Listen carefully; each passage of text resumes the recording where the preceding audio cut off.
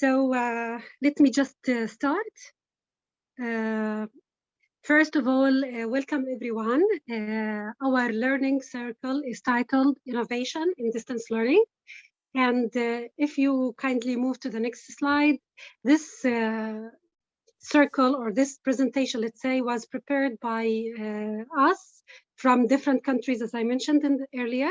Leila Abu Qattousa in Jordan, Imes Nijru from Kenya. I hope I'm reading the names correctly. Larisa Samonova, Oksana Svyataska from Ukraine, Ducha from Bhutan, and Katerina Alexis from Serbia. So the headlines of this, let's say, can we move next? The headlines that we're going to talk about in this presentation are what is innovation and what is innovation in distance learning in Jordanian context, Kenyan context, and Ukrainian context. Sorry for that. Yeah, it is Ukrainian context, typo. And then we're going to have some discussion about innovation in your countries and in your context. So we are supposed to have like a Mentimeter slide here. You can just scan this code and write your answer. But because, as I said before, I'm having difficulties in accessing my computer and I'm connecting through my phone. So I would like to ask you to answer me through the chat box. And I'm going to read some of your answers. So the question here is, write in the chat box 2 phrases that are related to innovation. When I say the word innovation, what does this mean to you? So kindly, through the chat box, write your answers and tell me 2 things that come into your mind when I say innovation, especially in education. So we'll see some of your answers. Has anyone started writing?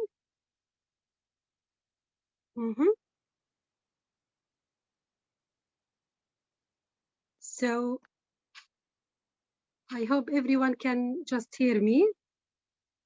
So for you, what is innovation? What comes into your mind? Do we talk, for example, about technology? Do we talk about tools? Do we talk about people? What comes into your mind? Okay. Wow, here we have Dominique. Innovation means creativity. Excellent. Nirja, very good. Solution. Excellent answer. Creative ideas at work. Well done. New method. I love this. The item new. Excellent. New ideas or new methods. New ideas. Very good. Yujesh Kumar. Very good. Excellent. What else? So we have said that we have new ideas, creative ideas. The word solution is amazing. Yes, it is very relevant. Okay. So I'm going to just check more answers and move to the next one. So here we have also how to solve problems in limited resources. Excellent. Ajay, sorry. And we have also another answer, not necessarily something new, but newness in the idea. Excellent. So it is not necessarily things. Sometimes it is approaches. Well done.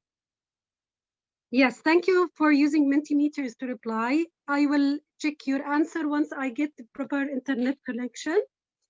Okay, so now we move to the definitions of innovation. And in our work, we searched for different types of definitions for innovation. So one of the definitions, as you can see, is making changes. And I heard and read the word changes in something established by introducing something new. So here we are talking about changes and talking about newness. We also have another definition that says it is a practical implementation of ideas, excellent, that result in the introduction of new goods or services. Next slide, please. Next slide, yes. So, no, sorry. The slide before? 2 slides, yeah. No, the slides before. This is the one after. Yes, here. So all of the definitions would agree that innovation is relevant to newness, improvement, and spread of ideas and technologies. So next now. Now here we have 5 key components or key questions that we will discuss in our work. Why is innovation important in education? Who should be responsible of fostering students' innovation or teachers' innovation? What areas should innovation in distance learning target? And what challenges could innovation in distance learning encounter? So while we present our cases, I want you to think of these 4 questions and mirror them to your context in your countries. Try to give us some feedback about them in your answers. Next, please.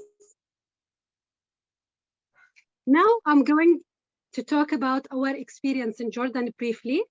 So next, please. By the way, if you haven't heard or know about Jordan, Jordan is not a rich country. It is a developed country, let's say.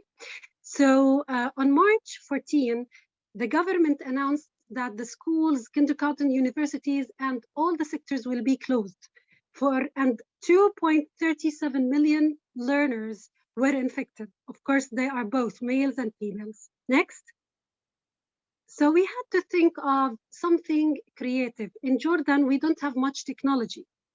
So we thought of thinking of ways to reach the students. And this is how we started working with new ideas. And the first response to Corona's breakout or to COVID-19 breakout was to think of establishing an online platform.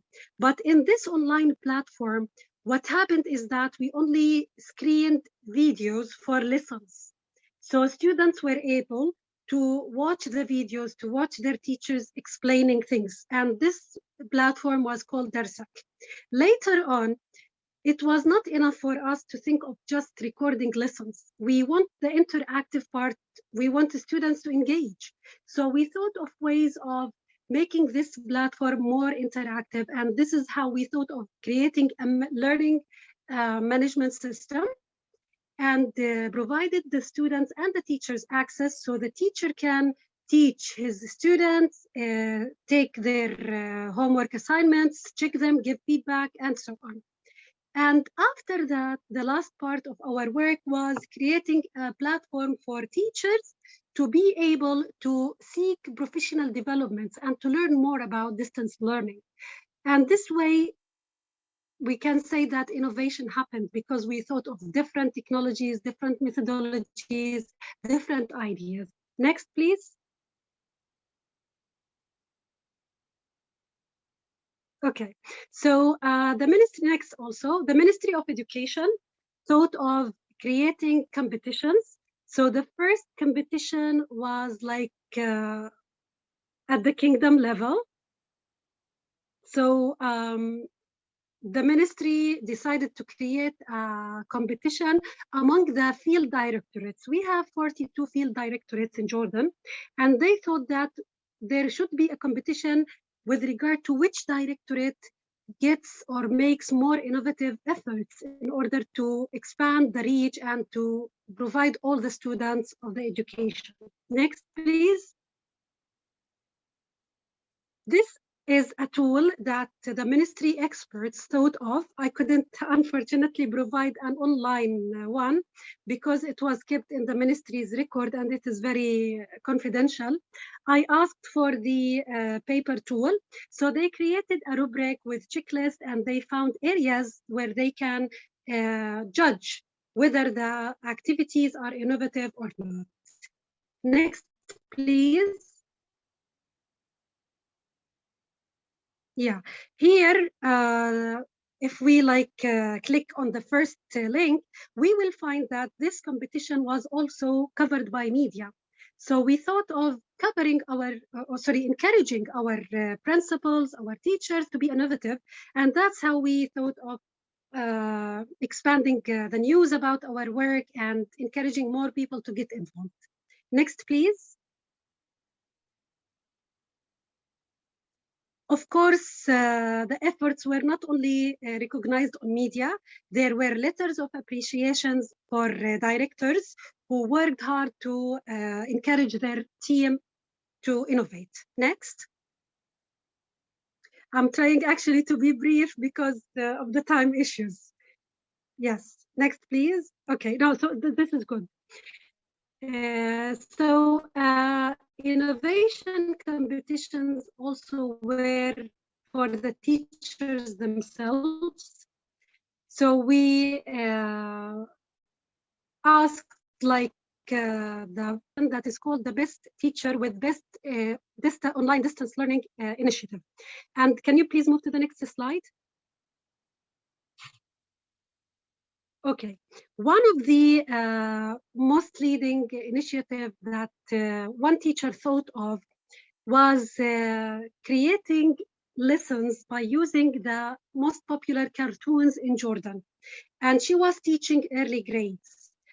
So by mixing the lesson and voicing over the characters in those movies, she managed to send even WhatsApp messages to the teachers and to the students and to their parents and engage more students in the process of learning. Again, next please. This teacher was rewarded for her work. She was interviewed by the national TV. She was also rewarded by the minister himself, and she kept innovating to the extent that she created a virtual summer camp for the students. So all the students in her school were able to join, and they were in a line, contacted, and they maintained doing fun activities. Next, please. Now, let's just quickly talk about the private sector in our country.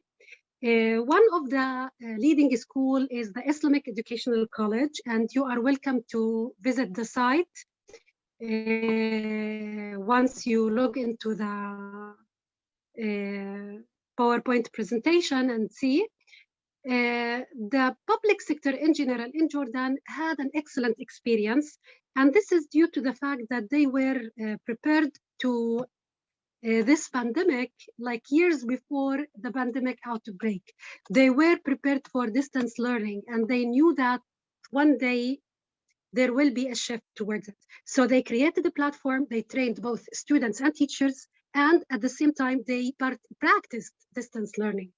So next, please. What was innovative about their work? Next, please. Yes, what was innovative about their work was they thought of two approaches. How can innovation be curricular-based, and how can be curricular based? Next, please. So in terms of curricular activities, they thought of new ways for presenting the topics for their students. So they would use word build activities on word wall, use QR readers, Kahoot, Make It, etc. So by using different platforms and different technologies and different apps, let's say, they enriched the components and the content of the curriculum. But what about the psychological needs of the students? Next, please. Yes, in terms of the psychological needs, the school principals and the teachers thought that the fact that students are unable to play with their colleagues, unable to communicate with their teachers, influenced them negatively. So some of them lost interest or lost enthusiasm. How to encourage the students to keep going? So they thought in it innovatively again, and they started thinking of different or new methods of encouraging the students. So they thought of making competitions among the teachers themselves. For example, the challenge of the week related to a puzzle or something interesting. Best motivational message. A teacher who sends the best motivational message for the students was rewarded. And also the best video for the week. So teachers were recording motivational videos and sending to their students. So to make to make a summary, we can say that Jordan was somehow successful in addressing the challenge, in innovating different methodologies, approaches to teach students.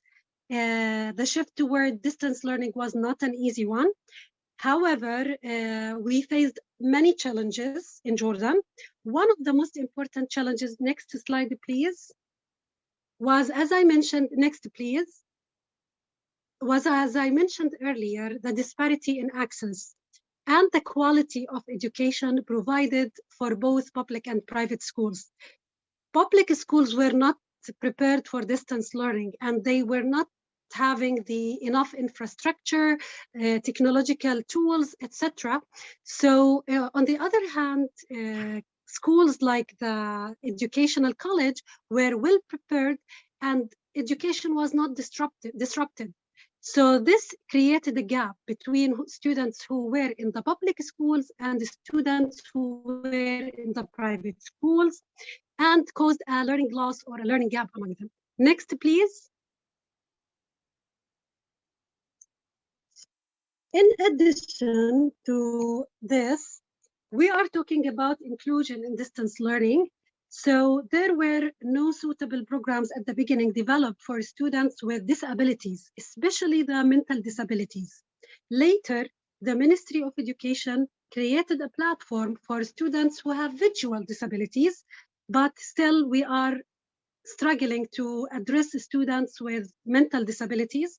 And we still think that we need to be creative, innovative, so that no student is left behind. All in all, we still believe in our teachers, in our educational system, and we are working hard to improve the quality of education and to be creative and innovative. Thank you, and that's all from my side. Now we move to our colleague from Kenya, right? So MS, are you there? Yes, Ila, I'm here. Yes, my name is Miss Jello.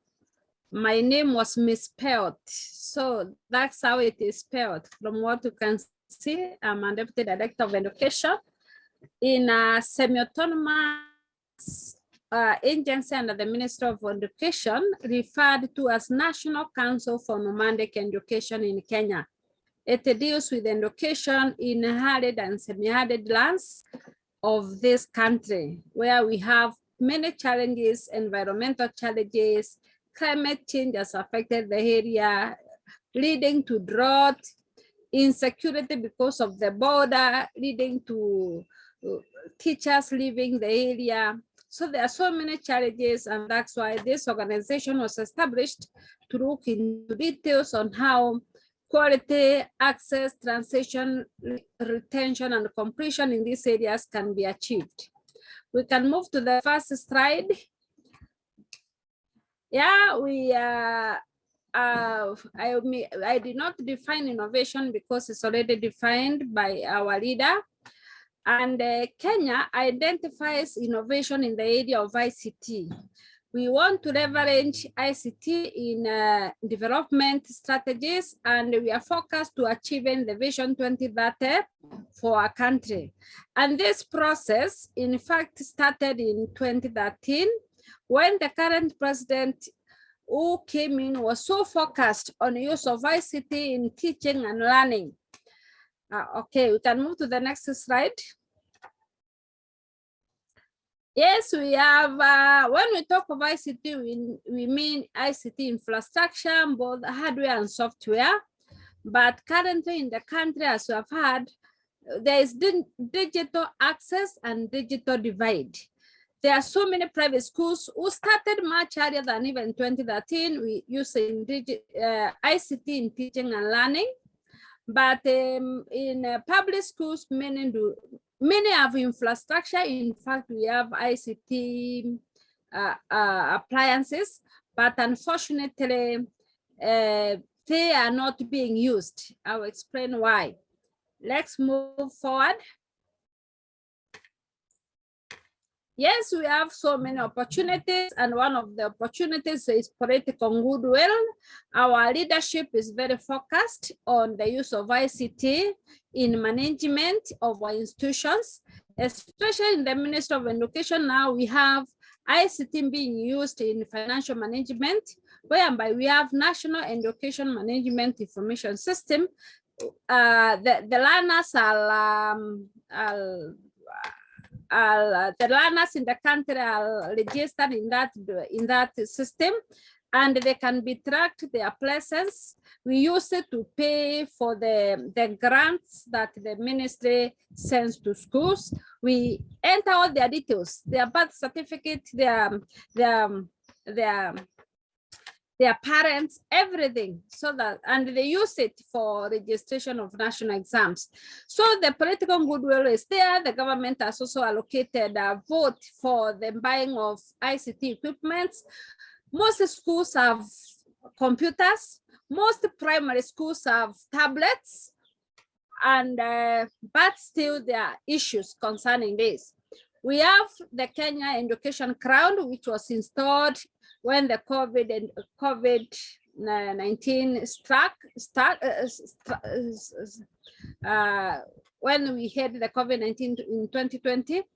And we have the digital learning hubs, which have been introduced by one Ministry of Education semi-autonomous body, which is focused in developing materials for ICT for schools. And we have digital learning programs for teacher capacity. We have been funded by World Bank. So many teachers have been trained, although we have so many teachers in the country, and we can say it's just 50%. Majority have not been trained. Then we have government emphasizing on STEM. These are the opportunities I'm talking about. They are even, the government is even gives us a grant to girls to ensure every girl in the country embraces and appreciates STEM subjects.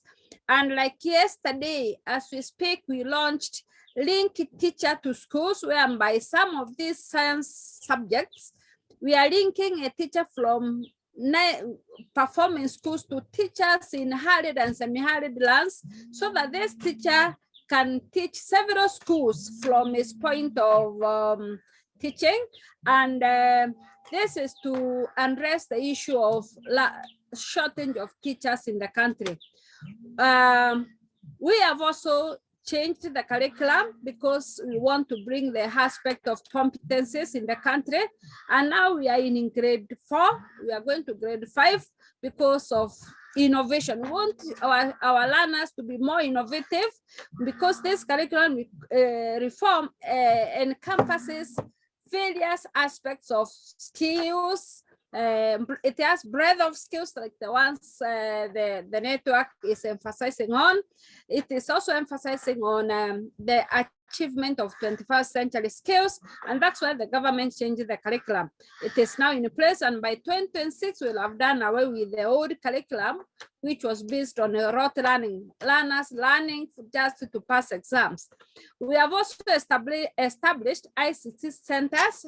One, we call it National Education, we call it National ICT Innovation and Integration Center.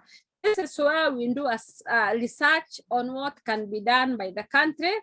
We have it in place. We use it for, we are now using it for, we have installed digital attendance application to check on out-of-school learners, because we have realized during the COVID-19, so many students dropped out of school. Some have refused to go back. So we are having incentives to bring them back. And for us to be sure that these learners are in school, we have now introduced what we call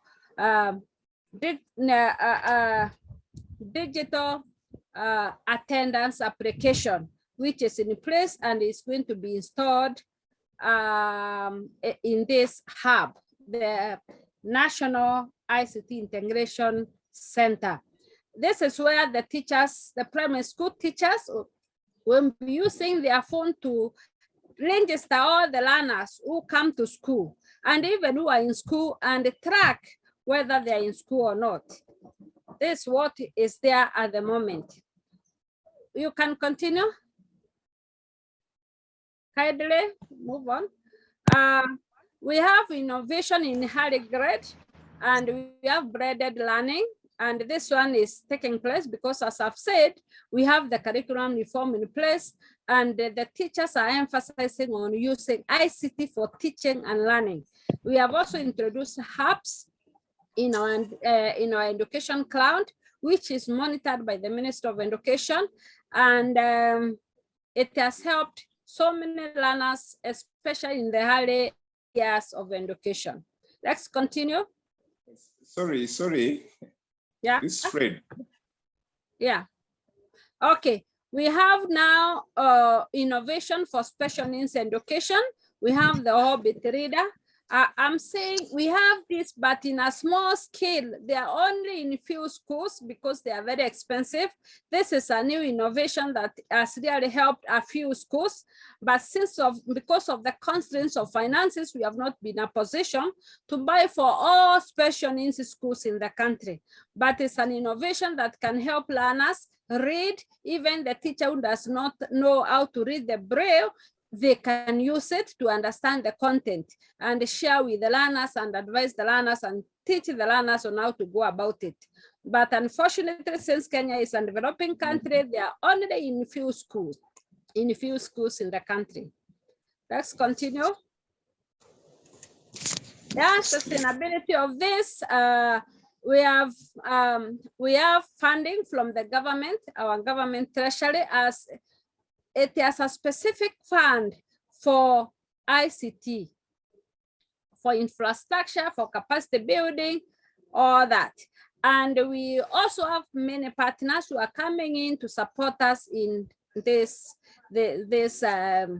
innovation. Let's progress, please. Let's continue. So far, the government has done a lot. Okay, you have jumped one, but it's okay.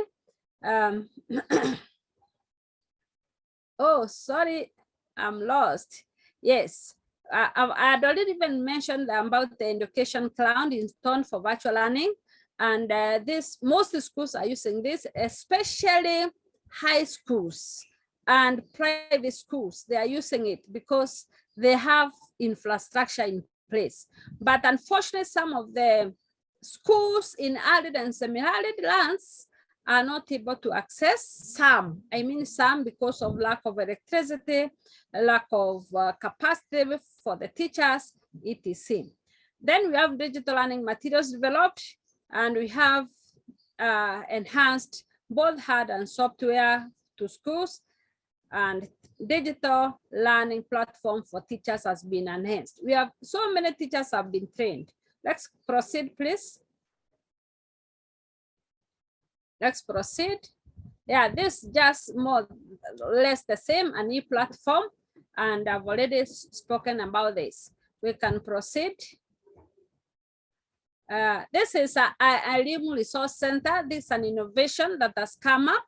We are having an offline resource center whereby it is linked to several schools in a locality, such that these schools can access information, learning without electricity, without connectivity in their center, because it's offline. So it is really an innovation that the ministry is embarking on. And we have one in Malindi, and another one is being installed in other arid and semi-arid land to ensure learners continue learning. Because as I said earlier, our problem is electricity and connectivity. But if we have an offline resource center, it will work wonders in those arid and semi-arid lands. This is a place in Malindi in Kenya. We can proceed. We have challenges in digital access. I've said 97% of primary schools in Kenya have tablets, which they are supposed to use for learning and teaching.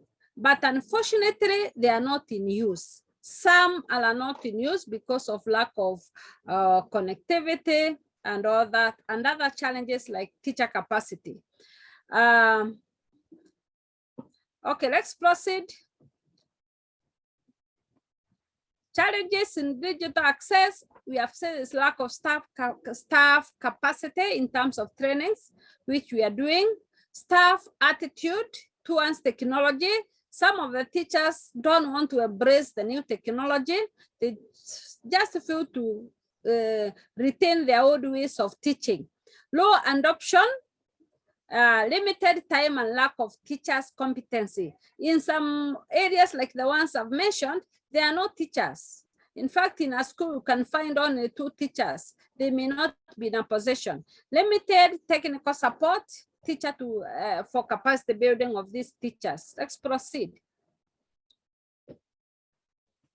And we are saying in conclusion, technology is a tool. It is only one element in a classroom innovation, providing new opportunities in the field of education in ways that we are not which were not previously available. But as with any development project, it is people that need to harness such potential and the institutional practices that need to keep pace with it. Unless the people embrace this and appreciate that we are in the 21st century, it will be very hard for us to adopt technology in our teaching and learning in our schools. We can proceed to the next slide. This is MS? Yes. I'm not sure if we have enough time to do the next experience. Let's just check with Dominique, because we want our participants also to answer the questions and to be interactive with this discussion. I think because Larissa and Oksana haven't joined us this morning, then why don't we can share this part of the presentation with everyone. Thank you. Let's move to the discussion part. Thank you. Okay. Thanks, Emis. That was fantastic. So I think we need to move to the last slide, where we have the questions. Yes. Okay, so we'll begin with the first question. That is, why is innovation important in education? And I would like to hear from our participants. So feel free to either unmute yourself and talk, or write your answer in the chat box, whatever comes into your mind.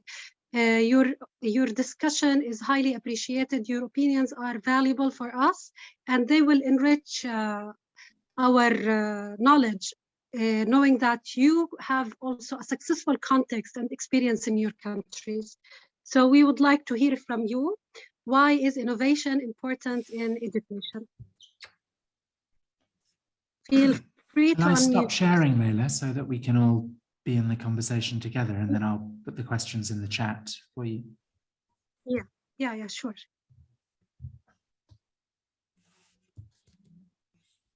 So again, just while you work, I would again say that innovation is not the same in all countries and in all contexts. We may have different practices, different technologies that might be innovative in a certain context, but may not be innovative in another.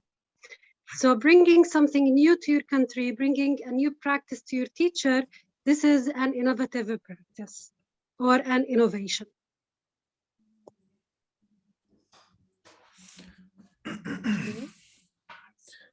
Can you hear me? Yeah, hi, Dachu. Hi, Dachu. How are you? Hi, nice to you. Sorry, I just got caught up into another exercise. I just came out, and I think I came on the right time. So I was sharing with Miss Leila yesterday that the innovation, when you were talking about, when we discussed about, we tried to form a Google group, we tried to reach out through WhatsApp, and we are trying to work on the assignment innovation in distance learning. There are two difficult things that we had to handle here. As Leila said, that innovation is very country and also regional specific.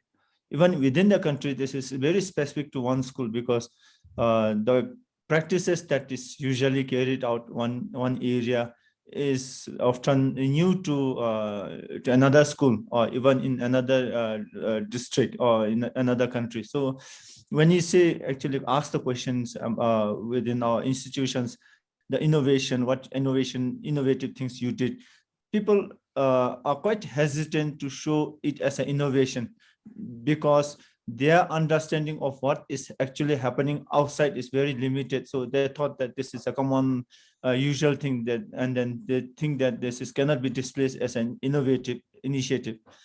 And distance learning is also another. There are some regulations in place that allows the credit transfer of the distance, what has been learned on the through distance learning. Some agencies, they don't allow, they don't give a good credit to what has been learned through distance learning. So both are two different subjects that had taken together. We thought is a quite specific to region and then practices specific to the region and the country. So going forward, what we Lila and the group we discussed was that innovation in education and distance learning in education, and then education playing the lead in both these two areas, to get into the core crux of these two things. I think it would be good to ask what each country is doing, or what are the practices in their education system, so that at the central level, at the Dominic's level, at the center, back at the secretariat, it would be good to put some people behind, read all of these practices together, and get the grips of what is the practices that is uniquely that stands out.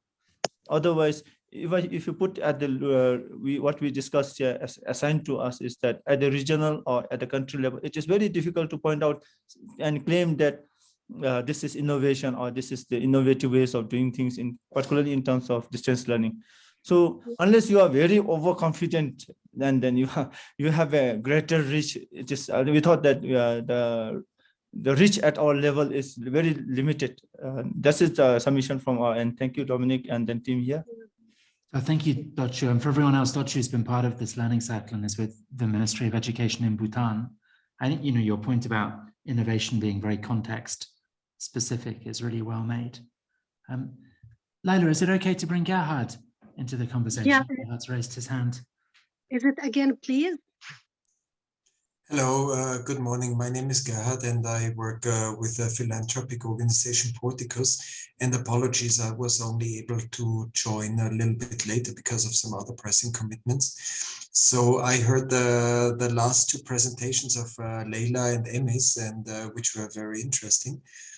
I was also wondering if there is innovation taking place in a different form. So what I heard today was about ICT, lots of ICT in education, and the related challenges of ICT infrastructure. I was also wondering if there is education in a different form in the sense of structure of education. For example, what we see is that many children have dropped out also as a result of COVID, particularly girls, particularly socially and economically disadvantaged children, particularly at adolescent age. So I was wondering if there is, in the countries where you are working, are there also innovations or are there thought processes towards more, towards perhaps introducing non-formal education approaches into formal education, for example, like accelerated education or other alternative education approaches that could bridge learning gaps or bring back out of school children into regular education, or if there is also thinking about more modular approaches that would somehow blend formal and non-formal education into something hybrid that would also be recognized. So I was just wondering if there is also innovation taking place in the structure of how education is being delivered. Thank you. Yeah. Can I just briefly comment on the excellent question that we received from Gerhard?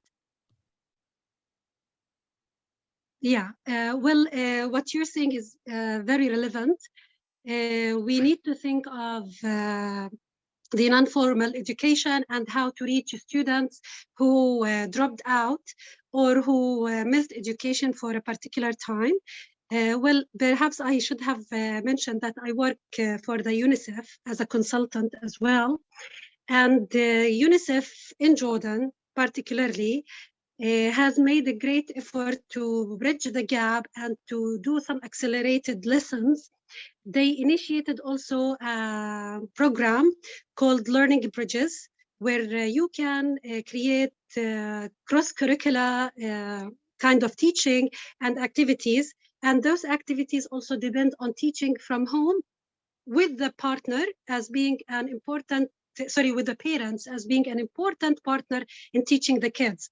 I agree with you that we also should consider that in our context, for example, the Jordanian context, some female students dropped out and they were encouraged, for example, to get engaged or to get married at an early age. So more efforts should be addressed for that. Thank you for bringing this up on the table. Over to you, Dominique. I think we have another hand raised. Yeah, just unless Dodge or MS want to come in on Gerhard's question about other manifestations of innovation. Yeah. Thank you, Dominic. Yes, in Kenya we have embarked on that. We have what we call Girl Education Challenge. That is a consortium of partners and the Ministry of Education to ensure every girl goes back to school. And through UNICEF, we are having what we call Operation Back to School campaign. And we are doing meetings at national and local levels to ensure every child goes back to school, having this multi-sectoral approach involving other stakeholders to ensure girls go to school. We have also developed some policies to guide on how to maintain those who get back to school and those who would wish to go back to school, who would wish to drop out of school, by developing policies on mentorship and re-entering guidelines. We use them to guide the teachers, the stakeholders on how, once they get back to school, how do we treat them? Yeah, so we have that, and we have been doing an advocacy campaign. Right now, as you see me, we are reviewing the year and assessing the impact of those campaigns. We also have girls' kits for menstrual hygiene, which we provide those who get back to school, and also maintaining those who are in school. We also have what we call low-cost boarding school, as have been established by the government in those arid and semi-arid lands, because in Kenya we have communities which move with their animals from one place to the other. So they move with their children. So we have established low-cost boarding with facilities for learners. Instead of moving with their parents, they stick to a boarding school and learn.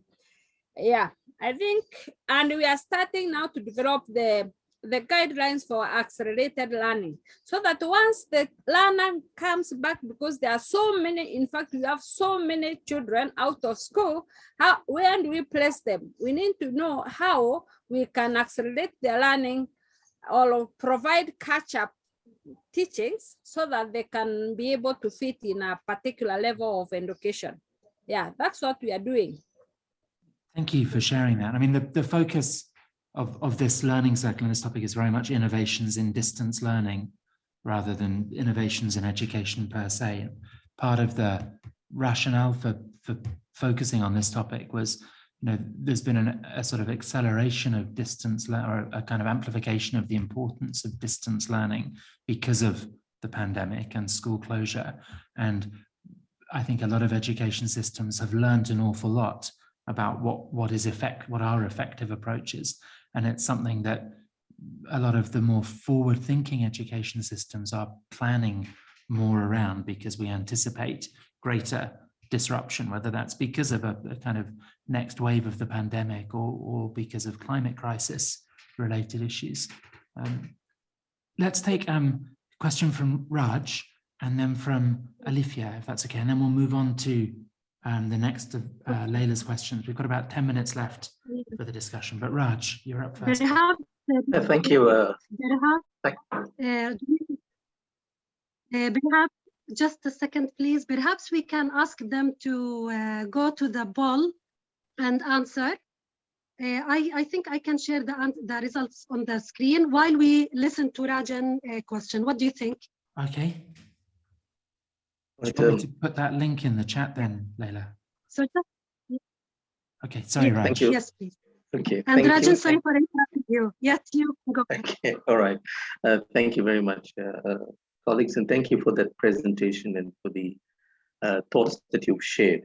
I think mine is not a question more, but perhaps just to foster some further thinking about innovation. I think innovation should not be, and especially for policymakers, it should not be seen as an event, neither perceived as an event. You know, the COVID-19 pandemic has shown us this. Pre-pandemic, we had lots of educational innovations taking place. During the pandemic, there was a pedagogical shift in terms of education. And now that we're going through different waves and changes are taking place, we are going to gradually move into a post-pandemic era. So innovation is not something that is an event. What we need to think about in terms of innovation, that it is dynamic and it involves a lot of reflection and research. So while we might have things which might appear as a new idea or something that's working now, in maybe a year's time or 2 years' time, we might need to rethink through that. As a person in higher education myself, and having been forced into this distance learning, which suddenly I find myself quite comfortable with, I think also for policymakers, two things come out very strongly for me. One is the pedagogical strategies. What do we focus on? Are we focusing on quite everything that is important in the lives of the students? And I'll give you two important aspects. One of them is group work. As you will know, even for the development of vaccinations, there was no one person involved. There were groups of people involved in terms of scientists and epidemiologists. So what we need to look at is, how do we start focusing on some of these pedagogical strategies? And the second one, which I find is absolutely important, and especially for policymakers, in fact, I'm just writing a paper on this right now, is this whole holistic development. And you will note that students, lecturers, educationists, outside of the pandemic, faced certain emotional challenges, certain psychological challenges. And you'll find that the pandemic has now exacerbated these challenges. So for me is, what are we actually doing institutionally, policy-wise, to make certain that this issue of holistic education is coming in? I think somebody raised this point about motivational videos. Excellent. But I'm going a step further to say is, what kind of skills are we providing learners with at the school level, at primary, secondary, and at tertiary level to actually implement and practice these skills so that they can be able to respond to these emotional pressures in a much more concrete way. Thank you. Thank you so much for your contribution. That's really well said. So Leila, can we take another question from Alifia? Yes, sure. People are completing the Mentimeter, and then and then we'll need to head back into the main group. But Alifia, if you. Yeah, thanks, Dominic. Thank you, everybody, for the presentations. It was really nice to hear the work that you're doing and how it's actually helping. The Orbit reader, especially for me, sounded really, really interesting. So thanks, Emis. So my question actually follows on from what Rajan was saying. So we know that without education, we wouldn't be able to reach a lot of hard-reaching areas. So for example, in the global context, for example, if you look at INGOs, emergency education is the least funded sector. it's not considered a priority in many contexts, especially during emergency, you know, where something like WASH or health or something like that would take priority. And the traditional methods of education don't necessarily work because we're living in a very globalized context where the world is changing every single day. So my question is that, you know, sometimes we try forcing technology with education, which is amazing, but in certain areas, not everyone has access to things like technology. How do we ensure that we're providing a means to people with no access at all to technology, or even sometimes basics, you know, such as good housing, water, and things like that? How do we educate donors to prioritize education? And also, how do we shift thinking where stakeholders have a say in how they want to be educated? Because usually, from my perspective, I could be completely wrong, is when it comes to donate like funds, trying to get funds for education, it's the donor that leads on what they want rather than the needs assessment of the country and what they actually need. So how do we change that mindset where it's not the donor dictating the terms most of the time, but also the person, the country or the context we're trying to help have a greater say because they know what's best and they're living that context. So how can we change that mindset, if that makes sense? I hope. That's a great question, Olivia. I mean, one thing I would say straight up is I think the culture around that is evolving, and there's, you know, many more foundations have a sort of participatory planning approach around their interventions. Porticus, Gerhard is with us, is a really good example of a foundation that has advanced that approach, I think. But it would be brilliant to get Leila Emisodotchu's take on this, and then we'll need to head back into the main room for the country case studies. So I think, you know, a really good point about equity of access within distance learning innovations. I don't know, Leila, I think you touched on that in your presentation, so maybe you could. Yeah, we talked about, yes. Leila, are you still with us? Oh, what a moment to lose her. Dotchu or Emis, we've got 30 seconds before we need to leave. So if either of you would like to take the question. Otherwise, Olivia, I'd be very happy to share some examples with you outside of this that you might find interesting of different approaches. The INEE, the Interagency Network on Education and Emergencies, has some brilliant guidelines and frameworks for helping address exactly the sort of issues that you were talking about. Thank you. I will look into that.